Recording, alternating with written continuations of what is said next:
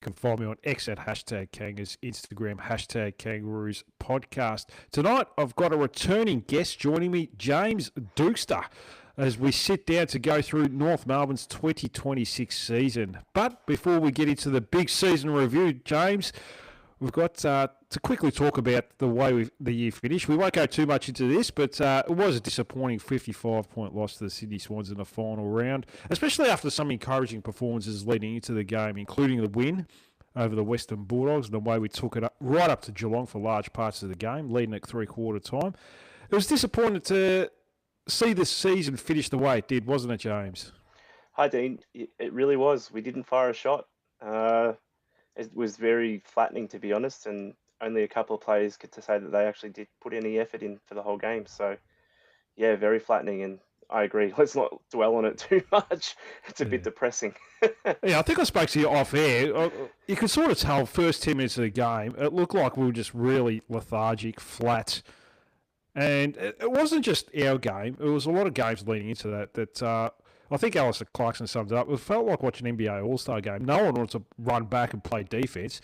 It was really a nothing game. We didn't have too much to play for. From 9 to 10 wins, I don't think the players saw it like that. Whereas Sydney, probably with the week they had, they might have wanted to really make a statement that the club is bigger than any individuals, and those individuals really let the club down. So it felt like a little bit of a statement from the Swans where we just sort of caved in and didn't really want to be there.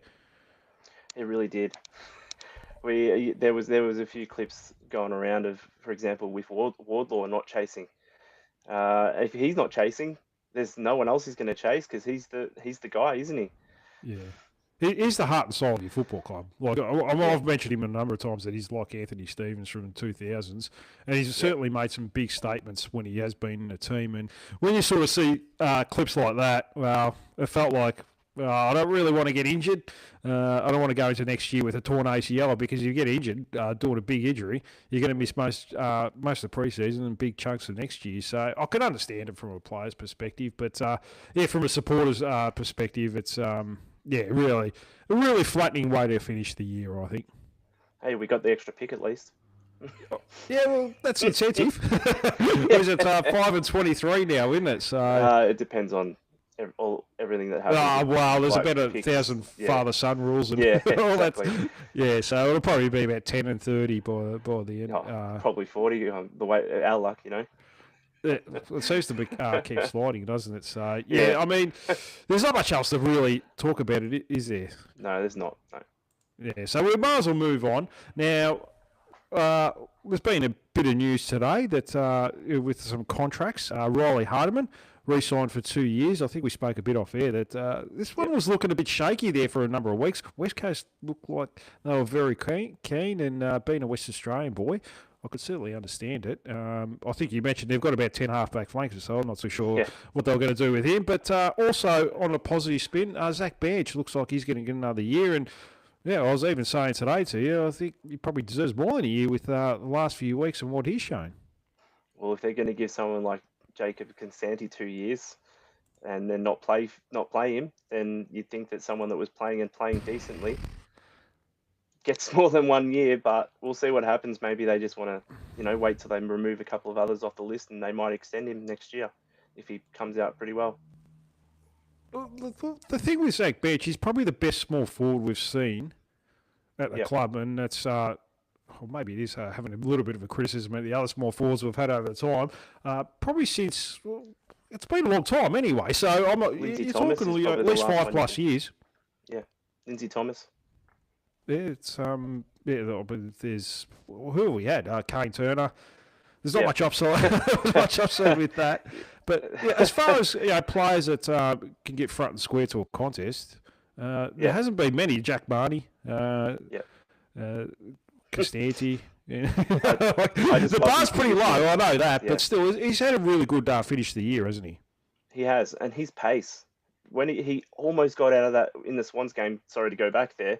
He almost got through 4 Swans. So close, just got the back of him he's got some really good pace that I think we need to exploit as well. I'd actually like to see how he goes breaking the lines off half back. I know that's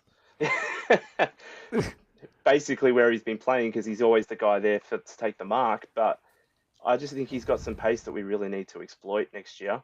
He just finds the right positioning. He just always finds himself where the ball's going to be, which is really good as a small forward tactically. He tries to get himself front square to a lot of contests. Like He you see does. a mark inside 450, whether it's Trembath, Larky, or whatever it is, he's usually 10, 15 metres off the pack running onto it. Yep. And yeah, that's been a big problem for North Melbourne for a long time. Yep. He still needs a little bit of help there because I feel like our forward half game is still lacking, isn't it? Like you could see the Swans, just the way they transition it. And I know we keep talking about the Swans game, but the way they transitioned it, yeah, that's a big problem for North Melbourne going forward. You could even say the Collingwood game. It was the same thing. They were just ping-ponging it out of there against Melbourne, the same thing. It definitely need more than one player that can pressure. So I think Trembath's really good at it. Larky's not. PC's okay at it at sometimes, and then we just need someone that's going to. I think Oliver Griffin might be the answer there. He might be the guy that we need with that defensive pressure as well as being able to kick goals. Yeah, we'll certainly talk more about all this soon and what that possibly means with another half forward that might be leaving. But Nigel Sullivan came into the chat and he said Roos played bruise-free football. No injuries. Good to see Hardiman signed. So we might as well talk about the Riley Hardiman re-signing. Now, I did mention just before that it was looking a bit shaky there for a while. He has been in and out of the team. He hasn't been able to get continuity, whether with form or being dropped. But he's a player with huge upside, I feel, James. He's got a good left foot on him. And they've even said he's got some good leadership qualities. He was captain of the under-18s team when he played there. So yeah, I think it's a really positive sign that we've been able to get him for the next couple of years. He's a shin boner. He's so tough as well. Yeah. Puts his body on the line. It would have been an absolute disgrace if we had to let him go. If we had have lost him because he wasn't getting opportunities that he should have been getting. So they're lucky that they signed him because I think if he had have left, I think the fans would have been out for blood. Well, it wasn't far away by the looks of it too. It wasn't. I think that the Harry Sheasel not getting selected has also got everyone out for blood. So yeah, that's got a few people jumping up and down. The All Australians. I felt like touching on that. I felt like if you're going to pick one, it would have been him ahead of LDU. I think LDU's had a really good year. I'm not disparaging that, but I feel like Harry Sheasel has been a better player than LDU this year. Well, they'll put a midfielder at half forward, so you could have put a player that did half forward midfield and perfect positioning. But hey, whatever. Let's not hash over that. I think it's already getting enough people having to go about it. Yeah, that's right. I mean, all you have to do is open your social media account and go on X, and it's just full of people that want Harry Sheasel in the team, but we can't do much about that. That's out of our control, unfortunately. But we might as well go to the season review. Now, how do we assess North Melbourne's 2026 season? Now, 9 wins, a big improvement from, I think it was 5.5 the year before. And now a lot of people will say, well, it was a bit of a softer draw. And we did beat Bulldogs. We did beat Gold Coast when they were going okay at that stage. Carlton on Good Friday. They're a juggernaut. They're probably going to win the flag, James. So I think it has been improvement. It has been improvement. And it's funny because it's just been the stigma around North all year. We beat Carlton. They weren't good, so that doesn't count. We beat Gold Coast when they started to go bad, so that doesn't count. And apparently the Bulldogs aren't a good side either, so we haven't beaten anyone of note. It's kind of frustrating when you think of it like that. We couldn't have done much more with the wins that we got and the way we won those games as well. For us to still be seen as not improving, Damien Barrett. Don't even get me started. No. We've improved. It's clear to see there's sometimes a clear game plan that you can see. And I think that's, we're going to come in a rush. I think we'll find it's just going to click like that. And we're not going to expect it. And we're just going to be fantastic. We're going to be scary. Well, scary. That does sound scary, James. Now, what do you feel improved? Was it more the individual talent? Like I felt like Sheasel really took another step in his game. LDU, we just talked about him having a really good year. Finn O'Sullivan coming through the midfield. We need George Wardlaw to play 20 games next year. I feel like that's a real benchmark. We can't afford to have him play half the year. So, but what do you feel improved? You're right. There's a lot of individual improvement. It was when it's funny we had two different game plans, and I think that when we played the game plan that was run and gun and it was attacking and attacking and attacking, we looked really, really dangerous and really good. It's when we started playing the other one, which was the slow, kicking it sideways, kicking it backwards, was when we didn't look good at all. So it's a tale of two sides, isn't it? So when we play that really attacking, dangerous footy, we can beat the best. It's just being able to consistently provide that, and I think that's something we need from other players to recruit for. So it's a little bit of game plan when we played the right game plan, and a little bit of talent as well. So you've got, as you said, Sheasel's come through. He's lifted his game. LDU, when he wasn't tagged, was really, really good. McKercher, when they moved him behind the ball, was made a few that changed things as well. And I felt Finn had a couple of very, very good games there, and he's only going to get better and better. Other than that, like, it's just, we didn't. It's like I'm just trying to think of a perfect way to sum it up, because it's actually really hard. Like, that's one of the things about this season. It's been so up and down. It's really hard to actually give an accurate gauge on what actually did improve, even though we can physically see it with our eyes.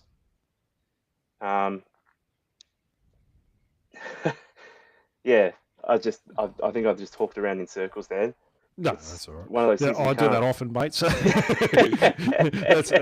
that's in my nature to do that. I just go around in circles. I end up on the same point 2 minutes later that I did when I started. Yeah. So there's nothing wrong with that. It was good to get contributions from a few of the senior blokes, which we probably didn't expect as much. Like Luke Parker was really good, and Really in general on a half-back flank. Jack Darling was probably one of our best forwards, key forwards this year. So.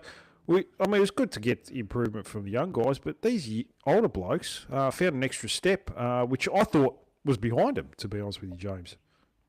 You're absolutely correct.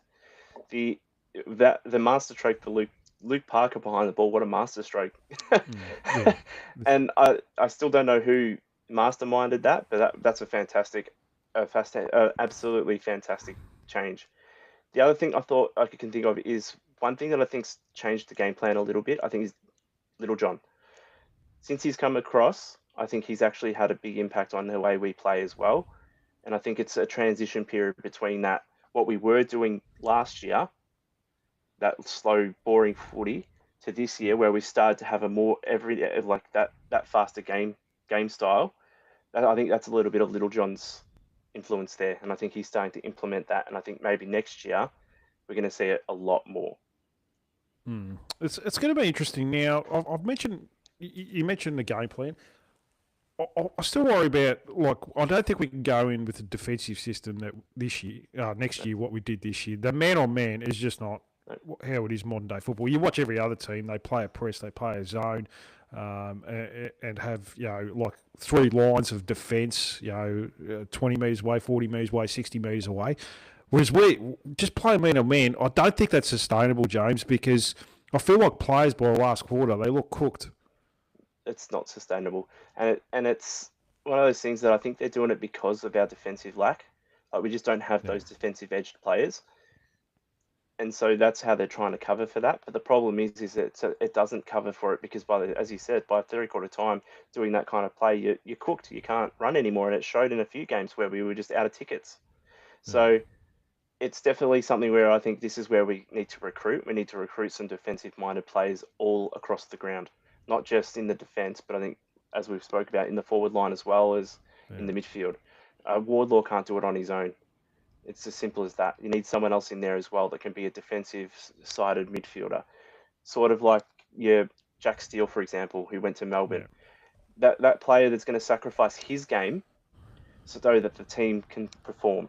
He's going to be the guy that does all those things that you don't necessarily see, the pressure, or behind the ball. But that's what we lack. I think that's in the midfield. We've got so many damaging players, but we don't have that guy that's going to sacrifice his own game, and I think that's one spot really where we can improve is if we can get that player. So even if it is someone that's a little bit older, like a Jack Steele, who can play that role, that's what we need in the midfield, because we've got so many damaging players, but they need that foil as well. What do you Hopefully, make of? Urquhart can be that.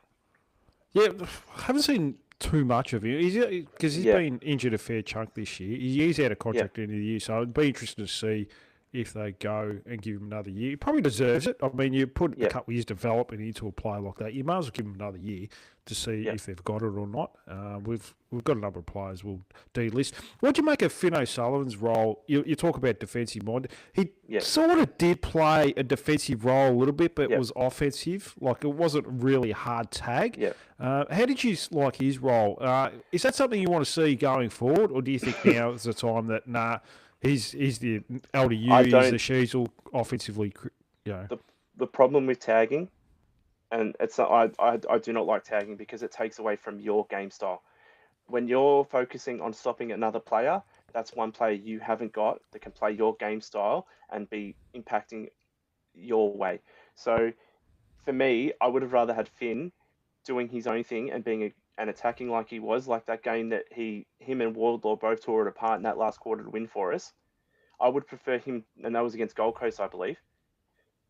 I would prefer him doing that, being his damaging best, and having someone else who's actually made for that role, whether it's an Urquhart or if it's someone we recruit, or that's why I think we wanted Windhager, because Yeah. he's that guy. He's the guy you can put into the midfield. He'll play that self-sacrificing role, and it doesn't take away from your core that you want doing what they do. And I think it hurt Finn at times this year because for him, he's chasing another player. He's got to watch what they're doing rather than what he's doing, and he can't impact as well as he could if he's constantly worrying what the other player is doing. And it's just something I don't think is, especially in this game, this era of game where it's so quick, you can't have someone who's not ready to jump on that ball and go. If he's worried about what his opponent's doing, he's not worried he's not looking where the ball's going. He's looking where his opponent is, and therefore it lessens his impact. Are you worried we rely too much on the midfield? Like, we have to, win clear. Like, we got smashed in the centre square against the Swans, and you've seen the result. Do you feel like that's our one wood? Like, we have to win that midfield battle. We have to win clearances. Otherwise, we're a pretty average team outside of that. Because defensively, we're not that solid either. Yep, it's exactly it. Our midfield, if we don't get, if we are, it's a fact. It's actually statistically, if LDU doesn't impact, we lose. If he's tagged and he doesn't have an impact, we lose, and that is it's a big issue. So we do need to have some more defensive edge either side of the ball so that we don't have to play that game. Most teams will rebound from half back and they'll get that ball from the center, move it to one of their halfbackers who will stream through. So we need to be better forward of the ball and behind the ball as well as the midfield. We need defensive all around the ground. We need more defensive-minded players, which is why when we're talking about players like Lockie Ash, I know he's a great player, but his defensive work isn't what we need. We need someone with more of a defensive edge. So that's why you look at someone like Ollie Hollins. He's got a bit of a defensive edge to him, and that's something you probably want rather than someone who's going to be all out attack like Lockie Ash. We've got that. We've got Colby McKercher for that. Yeah. Who does so? It's it is literally do or die in the stoppages, and it's not a game style that is going to work for us going forward. We need to be able to stop that ball when it comes out, either if it's in the back line or if it's in the forward line, and go from there. Yeah, especially some of the clearances we do lose. It is quite, shoulders forward, bang, gone. Yeah, and they've got space, and they can pretty much run inside 50 and have a shot on goal. Especially teams with a bit of pace. If they put a Nick Watson in there, we find it very hard to keep up with those types of players. There you especially go, case in point. Yeah, especially with the offensive players. So, yeah, that might be an area that we may look at. And I was actually impressed with how Ollie Hollins played the other day. So he may be an option going forward. He is out of contract. There has been a little bit of noise about that. So Yep. we'll have to wait and He's see. got a What point to about the prove. yeah, Yeah. exactly. Yep. What about the defensive half? Now we've got Combin, Core. Uh, Griffin Logue. Look, an inspiring back seven or No. key defensive. Combin, I thought had a really good year, but he needs a bit of Yep. help. I thought Core was okay as a Yep. fill-in, as a key back, playing on a number one forward. But Griffin Logue, geez, when are they going to move past him? Yep. And who else did they have? They had Toby Pink, who's Zerha. yeah, Zerha. I thought he was okay, but the problem is Yeah. it's you get that too many of those tools. There's no run and drive behind the ball. Yep. Puts a lot of pressure on Luke Parker, Caleb Daniel. We need.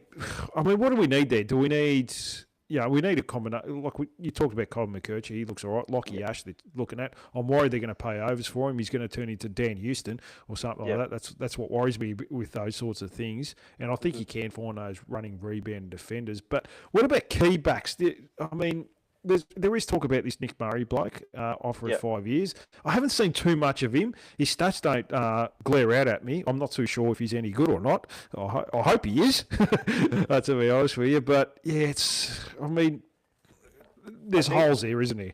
I think this is something I spoke to you in a message actually. I said, for me, what we need is a tall defender that can actually dispose of the ball properly, not just hack kick it, but actually can use the ball, like a Harris Andrews, for example, who can actually, Yeah. if he gets the ball, he's not useless.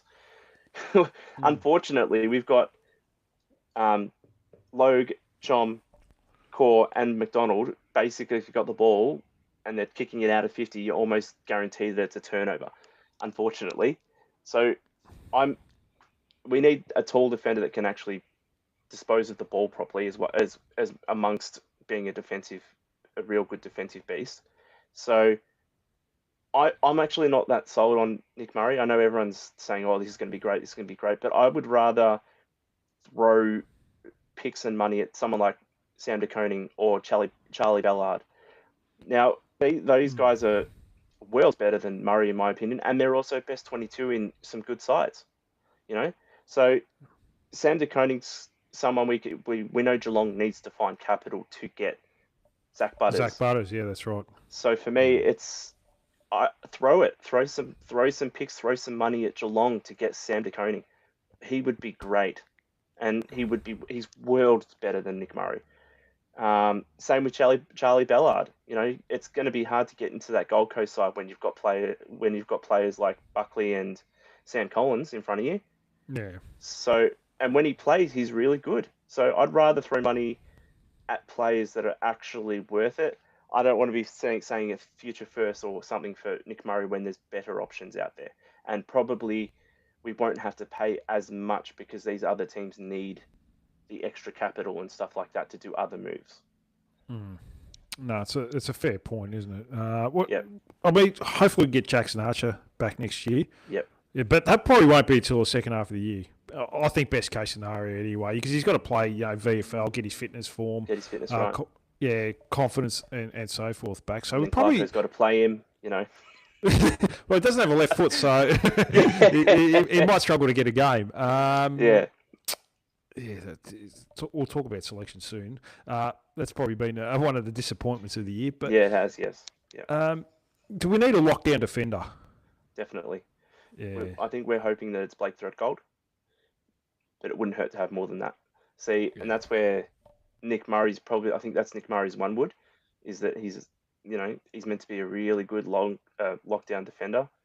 I just haven't seen it much. It's the same with. I think that's why we called on Butts, because he hasn't looked great. So we're happy for the Bulldogs to take him. Yeah, he's got a 4 year offer So- I think, for Bulldogs. Yeah. Yeah. So Yeah.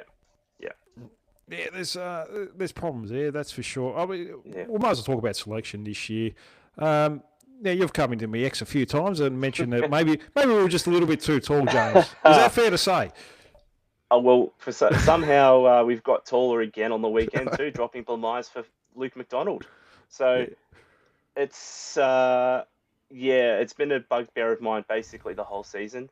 You can't play fast football with lumbering hogs, can you? You Mm. it's just the way the game is, and that's why you get torn apart in every other part of the ground because we were so tall. Playing four talls and a backup ruckman at some points, as well as having five players over 190 centimeters in the back line. You can't.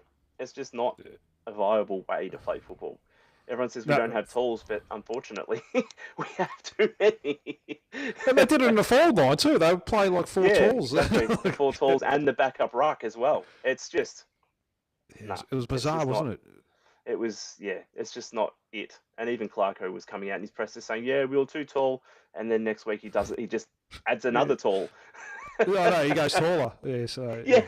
it defied logic. Some of the things. Yeah. I guess we only blooded two young guys in the team Three. this year: Taylor Goad, or Lockie Daviston. Who was the other one? You said three. Blamires.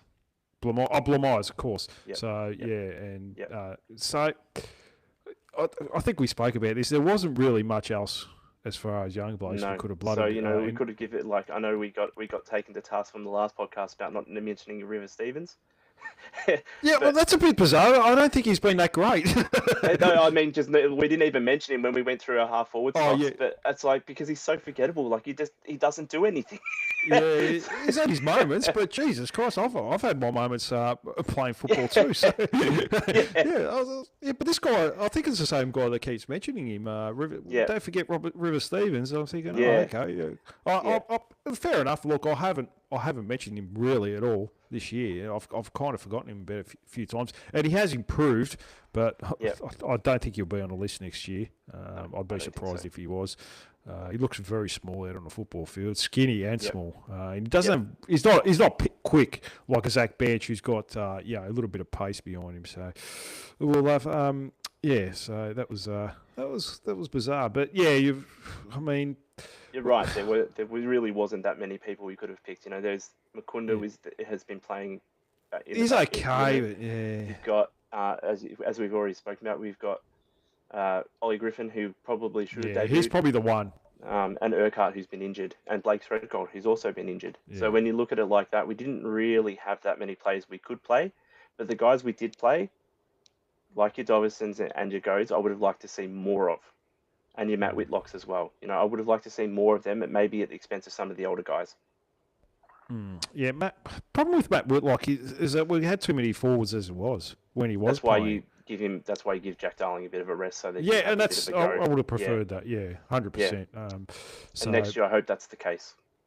Well, we certainly hope so. But I think the thing with Jack Darling, his form was that good that they didn't want to drop him. He was kicking 2 or 3 goals, taking contested marks. He was probably the best inside forward 50 player this year. Yeah, but for me, could someone else have done that? Well, we'll never know now.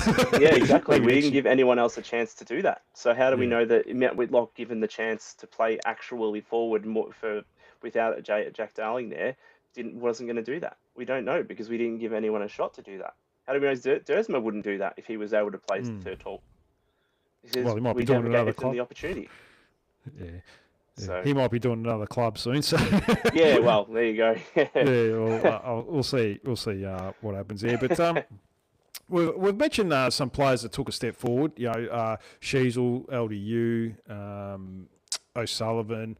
But who disappointed you as far as players go? I'm going to name one now. Probably Tom Powell. He's probably one that's some of it's not his fault. He had 4 groin strains in four games, which is ridiculous. I don't know how you can't get that right, or at least rest him for the rest of the year. That was really bizarre. He played out of position as well. You couldn't find a position. Didn't give him. You take him out of the midfield. You put him in a forward pocket. It's not his go. He hasn't trained there. He doesn't know running patterns and things like that as a forward. Put him on the wing. Give him a go on the wing. Couldn't have done worse than some of the other guys that played on the wing this year. Or put him at half back. Give him a go somewhere else. If he's don't just shove him in a forward pocket and just say, "Yep, that's where you go, mate." I think he might be trade bait. He might be, if we do get Murray, he might be a part of that deal. Well, it wouldn't be a bad thing. But it hurts our depth. Yeah, it hurts the depth in midfield. Definitely. Yeah, it really does. Because when you think about it, all we'd have left in the depth is Urquhart. in It's the strange. twos. After round one, he re-signed for 2 years He after did. round one. And then he played midfield against West Coast. We lost that Mhm. game round two. Never touched the midfield again after that. And I Yep. wonder if he would have re-signed after round two. But If he look, had known that he wasn't. yeah, Yeah. if he had if he had a crystal ball Yep. like we all wish we Yep. did, that if he would have stayed. So yeah, he's probably been one player that's and it's not. You've just mentioned it's not entirely his fault. He's just gone from midfield. Just plonk yourself in the forward pocket and do something there. Yeah. And he wasn't doing anything. Yeah. So yeah, it's. Yeah. Any other players disappoint you? The skipper had the yips there for a few weeks, and Yeah, but he's just one of those people. He's just the ultimate professional. Even though he wasn't kicking goals, he was still doing pretty well getting up the ground, which is something he wasn't doing last year. He's now being, a bit more of a link in the chain, and I thought he was even when he wasn't kicking goals, he was still playing well. Charlie Spargo, for what he was touted to be to come across to us and what we actually got, sometimes he's so good and then other times he's so bad, and his attitude is terrible. It's atrocious. He was back to his best on Sunday, throwing his arms up and cracking it over everything, and I can't stand it. Yeah. I can't. It's the attitude mostly that I can't stand. As a player, I think he's okay, but his attitude just upsets me. Well, he seems to throw his arms up in the air when someone does a mistake, and he's probably, when he does a mistake, look, he does worse mistakes than the person that he's having a go Fumbling at. the ball, for example. Oh. Yeah, he does some, like you're right. He does some decent things, and you think, oh, this is good. Then he just does these poor turnovers, or he drops a handball, or something like that. He fumbles. I didn't expect much from him, to be honest with you, James, this year when we got him across. He kicked one goal in 10 games last year, was out of the Melbourne team, has had a lot of injuries over the years, and he was a bit of a whipping boy at Melbourne. Even though a few Melbourne supporters sort of said, I don't know why you gave him a 3-year deal. Even some of them said, he should have been delisted last year from Melbourne. So I don't think he's fit. I think he also struggled. No, he didn't have a pre-season. No. He didn't have a pre-season, and he was one of those prime players that would fade out. He'd be really, really good in the first half, and then you just wouldn't see him again. I think it was fitness. I think he's not completely AFL fit, and he was struggling to run out games. And that's something where, when you've got players banging down the door in the VFL, you can't be playing players like that, and that's been part of the problem this year. So, yes, I'm not sold that there's much of a future with him. Like, I'd like to see someone overtake him for that role next year, to be honest with you, because I think that's what he showed this year is the player he is. His stats read very similar to the 2021 Premiership year at Melbourne when he was at his peak. So unfortunately, the guy that I think could overtake him is not going to be on the list next year. So let's go to him, James. Let's talk about Zane Dersma after a promising no, first. I was actually saying Cooper Harvey. Oh, Cooper Harvey, you reckon? Okay, well, we'll talk about him. Yeah. So you think he's probably? I don't think they get why pick? When they've lost a midfielder and they've dropped a winger and they've brought in 2 defenders. It just says to me that they're not going to pick him, and he's got no future at North. I think he's out the door. He'll go to Essendon, and we'll see what we've lost. Do you think if he went to Essendon, he'll play forward? Because I think that's his best position. Yeah, I think they'll put him right where he wants to be, which is in that forward line, and I think we're going to see what we've let go, and it'll be too late. Do you think let's say no other club is into him, do you think we would offer him another year, or we'll just say no? I don't think we're going to have the list spots. With all the rumours of the players we're chasing, the picks we've got, I think we lose a couple of spots because of the top-up players that we got for the assistance package. So I think we lose a couple more. Okay. So I think we have to delist a few to be able to bring in more players and to do the draft picks as well. So I just think that players like Cooper Harvey are unfortunately going to be delisted. And I hate it so much because I just think he's better. He'll be better than Spargo. I think he's cleaner with the ball. He can kick goals. He's got a bit of defensive edge about him. yeah, I'm disappointed. I actually share your frustration. I didn't think of it like that. So you've opened my eyes now, James, and you've depressed Yeah. me. So yeah, I feel like crying now. But we'll battle through. I'll cry after we go off air. So I'll have a good. I've got a big shoulder here, mate. It's fine. No, I'll plonk my head straight on it. So now we'll go to the other player, Zane Dersma. Looks like Melbourne are really into him. After a really promising first half of the year, I was really impressed with him. He shows a lot of class, a lot of skill. But we did talk about him, and he's look, he is replaceable because we've got a number of those players that play that similar position. But still, it'd be a tough loss to cop because I don't think his value is that high as far as trade goes. No, I think we'd be lucky to get a second or third rounder for him, unfortunately. Yeah. I think what happened, it's similar to Trembath, where the start of the season, just they were kicking goals for fun, and I think the opposition started to take note and started to do the work. So when you've got players that are kicking multiple goals per game, your opponents start to take notice. They might not before you start doing that, like Cooper Trembath, they're looking at it like, oh, he's a mid-season pick, he might not do anything. So they don't take much notice of him until he starts kicking goals. Then the opponents start putting work into them and figuring out how to stop them. And it was the same with Dersma, I think. Because he was so poor the year before, most opponents were just like, oh, we don't need to worry too much about him. He's, it's because of who he is. Then he starts kicking goals, and I think he got a bit of extra attention from the defense. And after that, I think he found it very, very hard to impact because of that. It's one of the things of football. It's like LDU having to work through a tag. As a forward, you need to learn how to break away from your defender, which I think Cooper Trembath, to his credit, learned how to do really well in the second half of the season because he had that little period where he dipped a little bit. So I think that's where it was at. He was kind of left to do his own thing in that first few games, and then opponents started taking notice of him, and then it sort of snowballed from there. There's a lot of... He needs to work on a few things too, doesn't he? Defensively, he seems to struggle. He is very poor. Whereas Ollie Griffin, I think we've seen the VFL, he does tackle, he does chase, he puts in a lot more effort. He's hungry. He is hungry.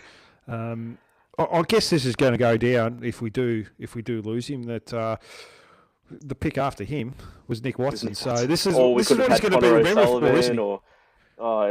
This is going to bite us for a lot of years if he goes. Especially like who we could have picked, who else was there? Was Dan Curtin? We could have gone with Connor O'Sullivan. There was just so many players right now that we could have gone with. And the funny thing is that we were really into Dan Curtin. I don't know why we didn't pick him. Clarkson met with him. Yeah, so it's just, I don't even want to get started on the recruiting because, I'll get so angry. Is it like the gods going down on us because we it was for Ben Mackay compensation, wasn't it? So yes, it was. So we got McKercher. Who did we get? Yeah, we got the two in the row. Yeah, was it McKercher? Yeah. That was pick 2. McKercher. Yeah. McKercher was pick 2. The Harley Reid, and then it was McKercher. Yeah. So it was. Yeah. Yeah. So it's funny. I'm friends with a Hawthorn supporter, and he actually said to me that like Nick Watson was missing everything when he first started playing for Hawthorn. So, and it took Hawthorn's system to make him better. And would we have been able to get that out of Nick Watson with the way we play and the way the forward line plays? Would we have been able to get the same output out of Nick Watson that Hawthorn does? I'm not sure. So we might have been looking at like, why didn't we take Dersma? Because if he goes to another team, he might turn out to be really good as well because he'll be playing for a better side. No. He might be playing for Hawthorn. So when you look at it like that, you can't judge out what we've picked because I don't think it would have mattered if we picked Nick Watson or if we had picked Dersma because it probably would have been the same result, to be honest. Well, yeah, we'll never know anyway. No, but we won't. it's almost like a lot of people are saying, well, he could have picked Logan Morris. He had 5 picks, but we might have turned him into Matt Whitlock, just playing in the VFL. So there's no guarantees that they come into That's the thing. You can't say it's a bad pick because at the time, a lot of people didn't think it was a bad pick. No one rated Watson that highly. It's only now that he's become the player he's become that everyone's like, oh, North Melbourne, they've made such a big mistake here. His first season, he was unsighted. So Yeah, I don't first buy half of the into year, that. yeah. Yeah, Yeah, first half I of don't that buy year. into it. Yeah. We'll never know anyway, so we just have Yeah. to keep moving forward. But what were the highlights for you this year, James? I'll go with probably Good Friday and the comeback win against Gold Coast. Probably two of my highlights. What about yourself? I was there for the Port Adelaide win. I don't Oh, think round one, I've yep. been. I don't think I've been more euphoric than seeing that round one, being there, expecting it to be a close game, but not expecting to win, expecting a close loss. And for us to play the way we played and to win the way we won was absolutely fantastic. Absolutely fantastic. It was probably my favourite game of the season. Obviously, there's other ones that turned out to be better, but to stamp our authority round one to say we're not going to be terrible this year, I thought was fantastic. Yeah. No, okay. No, that was probably our most complete performance for the year. It We actually was. played 4 really good quarters. Two battles round Yeah. one. Not many people Yeah. can remember, James. Yeah, then round two we don't want to talk about. So yeah, back to reality. So yeah, being a West North Coast. supporter, you fall back to earth pretty quickly. So Yep. low lights. Well, that Eagles loss. Actually, both the Eagles games, to be honest, we just looked terrible in both of them. We lost that first one, and we should have lost the second one as well. Yeah, We probably were cut minutes relying away. on a player to lose the game for them, and that's never a good way to win a game, is it? So those two, and then the Sydney loss, really, that was worse than Freo for mine, because you could just tell they weren't. Really? Yeah. Well, Freo, it wasn't like we weren't trying. It was we were just terrible. We just struggled. Sydney, you could just tell they didn't care. And that for me was worse because of that reason. Like, we didn't give up against Freo, whereas Sydney, we just didn't.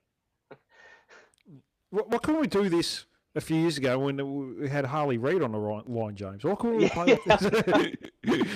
So, well, that once again, it's like, well, we wouldn't have Colby. So would another midfielder be better than someone that can actually move the ball off half back? Well, I think because we would have had pick one, pick two would have been compensation, so we could have got Harley Reid and Colby McKercher. Possibly. Yeah, so instead of wouldn't have got Zane Dersma. Yeah. Okay. Who knows? They probably would have just gone a different route anyway, so they probably still would have selected both of them. Who knows? So we'll never know with Rawlings. But there's a lot of low lights. Let's give Brady his chocolates. Just this bit. He's very good when it comes to the mid-season pickups. Lately, he's been very good when it comes to mid-season draftees.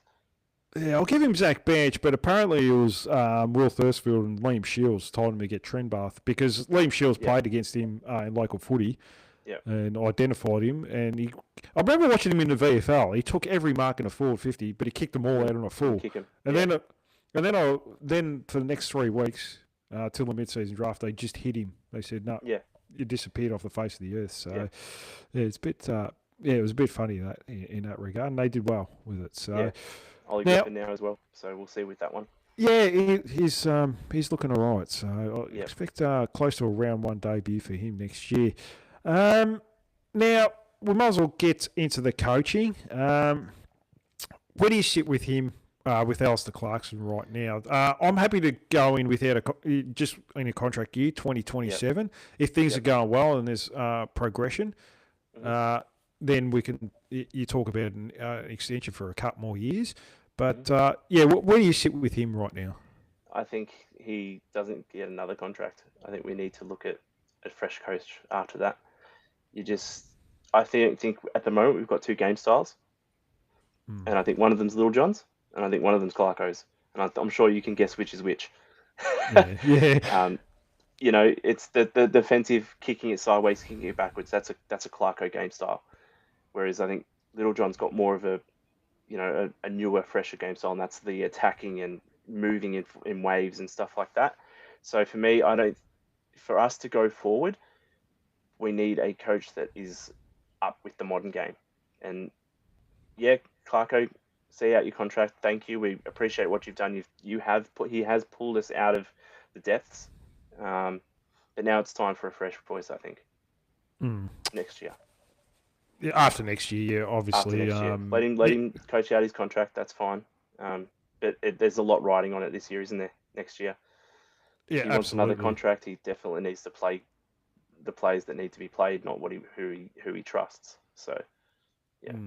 So you think, look, Little John's obviously having a big influence on the I club. honestly think we brought him across for a reason, and it was that his strategies coach. So if that's the marked difference from this year and last year, isn't it? Because we were playing a lot of slow, sideways footy last year, and it wasn't the greatest style of play. And then all of a sudden you bring him on, and then this year there's a different game style. We can see a game plan which we couldn't see last year. So there's one thing that's changed in that time, and that's Little John coming on. Hopefully he can. Look, I'm not going to write off Clarkson just yet. No, but we can't write off Clarko. Yeah, no. Yeah, but yeah, I was look, I've been complaining about it all year, pretty much on the pod, that the defensive system is just so out of date, and that's what I was thinking. Like he's almost coaching like the game's almost gone past him. I felt like a large parts of the year, so that was the real concern. I did find it interesting that Harry Sheasel was interviewed with Dwayne Russell a couple of weeks ago, and they sort of said, what do you think of Clarkson and should he be extended and so forth? And he said, "Oh, that's not up to me. Look, we're happy to have Clarko." He just gave the routine answer instead of saying, "Yeah, no, we love Clarko. We want him to stay as long as he wants." So, but I mean, I think Harry Sheasel just sits on the fence as he's been taught to do by the media. So but look, there's just so many examples of what you do when you get a fresh voice in a club in recent years. Sam Mitchell, Stephen King, Josh Fraser. Look at what's happened in the space of a couple of games. What's happened with Carlton with a fresh voice. Yeah. And I just think that that's something we could really use. I think. Well, in the last 14 rounds, Carlton's on top of the ladder or something like that. So they exactly. And that's a new voice, a new game plan, and playing the plays that should be being played, not picking your favourites and putting them and playing them where they should be, which is unfortunately Clarko's MO as well. Like he did with Zerha, like he's done with Elmac. He's finding ways to get these guys into the side when they should probably have been playing in the VFL to get their form back. Yeah, and I think that's been another issue. We've already talked about it, but selection this year. Like even on the weekend, you dropped a young guy, Blamires, to get Luke McDonald in and play him on the wing. Like, did you have to do that? I'm worried he's going to get delisted. I feel like he's just Blamires, because he's only got the 6-month contract because he was a preseason. I'm pretty sure he re-signed for another year. Did he? A couple of weeks ago. Remember. I'm pretty sure he did. Possibly. So yeah, okay. Yeah, I'm pretty sure he did. So don't quote me on it just yet. So. It's okay. I could be wrong. I have been wrong before, James. My wife reminds me every day of when I'm wrong. So isn't that what all these podcasts are? It's just lies, just to get people to read and listen. Yeah, pretty much. That's pretty much it. So I mean, its selection has just it's been so frustrating all year because when you've got a player that's out of form like Zerha was, and we've got forwards in the VFL that could come into the side. This was before they were playing Banch in the forward. Before they were playing Banch, had him in the VFL. So you can do so much with that because you can bring in a smaller player, a pressure player, to replace that taller guy. So that was the first one where I thought, well, Zerha's desperately out of form and needs some kind of form back, and that's what the VFL's for. But no, let's put him back and let's put him in the back line and let him do that instead. Yeah. And I was just, and it was stuff like that all season. You've got Elmac as well. Probably should have been out of the side. Shouldn't have got back in the side. If they were going to drop Lamais, then bring someone else in, give someone else a go, someone who might deserve it more than Elmac. Yeah. I'm just worried that going into next year, these older guys that should be getting phased out are going to get 23, 24 games again.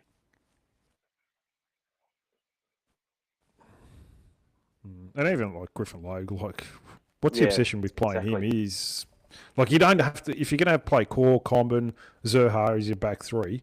You don't need another fourth tall. Like you don't need Core. No, in fact, If you've got Elmac there, you don't need Core. I'm sorry, you don't need Logue. Yeah. No, that's right. Yeah. A lot of square pegs in round holes, I felt this year with some some teams they picked. So Yeah. I also found it interesting that you go to when the camera goes into the coach's box.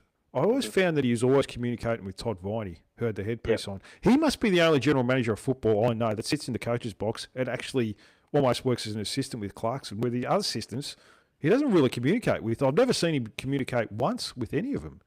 Yeah, it's really weird, isn't it? I think it, and it's something that I've heard before. I find that bizarre, James. Yeah, it's very bizarre. It's like he doesn't like his assistants. And so he doesn't really want to talk to them, and that's a problem. He doesn't. I don't know. Yeah, that's a problem. I don't know how you fix that. So, No, the club have specifically brought in new assistants a couple of years ago. Yeah, exactly. Maybe he's just decided he doesn't like them. Well, I've heard he doesn't even listen to them when they have suggestions and stuff like that.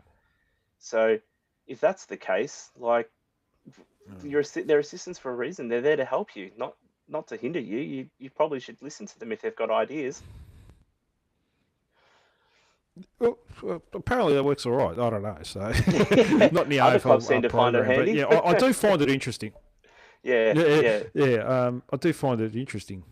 But so and he seems to trust Viney because he goes 20 odd years back with Todd Viney at Hawthorn. Viney came he was an assistant coach with Clarkson there.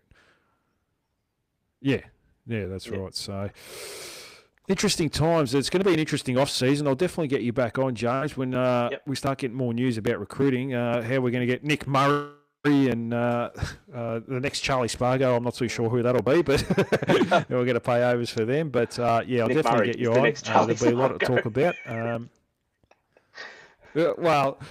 Lockie Ash will be the next Dan Houston when we pay overs for him, so he'll do nothing. We'll wait and see. I can't trust Brady Rawlings, James. I'm going to be honest with you. I just can't trust him.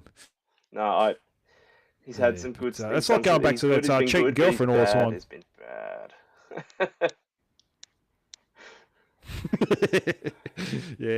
We'll have to wait and see, and there'll be more stuff coming out next few weeks. No worries.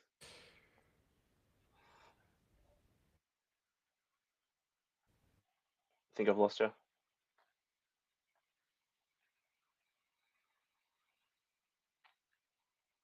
Yep.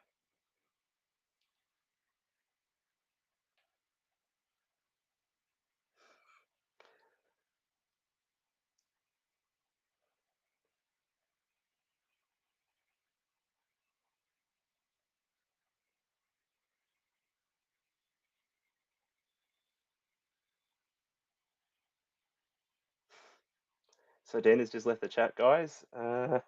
Hopefully he comes back.